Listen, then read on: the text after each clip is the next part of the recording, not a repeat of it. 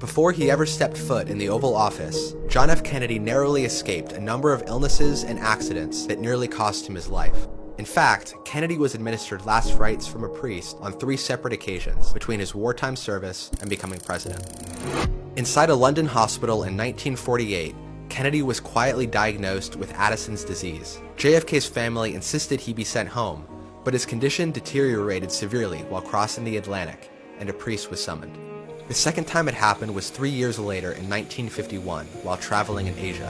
While in Japan, Kennedy suffered a debilitating reoccurrence of his Addison's disease, in which his fever skyrocketed to over 105 degrees. Then, in 1954, 2 years after being elected to the Senate, an infection following an intensive back surgery nearly killed the future president. He slipped into a brief coma and spent months recovering, during which he wrote his book Profiles in Courage. His poor health was not the only time Kennedy faced his own mortality. During World War II, the Navy boat in his command, PT-109, collided with a Japanese destroyer.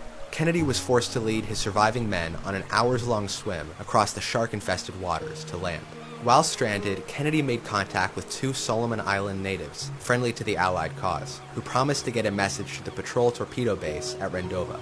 Kennedy carved a coconut shell with an SOS message and sent it on its way, unsure if it would ever return.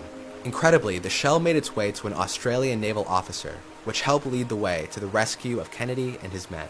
Kennedy kept that shell close to him throughout the war and his life, eventually turning it into a paperweight that he kept on his desk in the Oval Office. So how did a man who faced such adversity rise to the occasion instead of falter?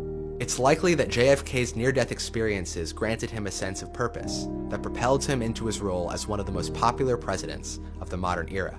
Kennedy's awareness of the finite nature of time led the 35th president to look forward towards the possibility of a brighter future for his country.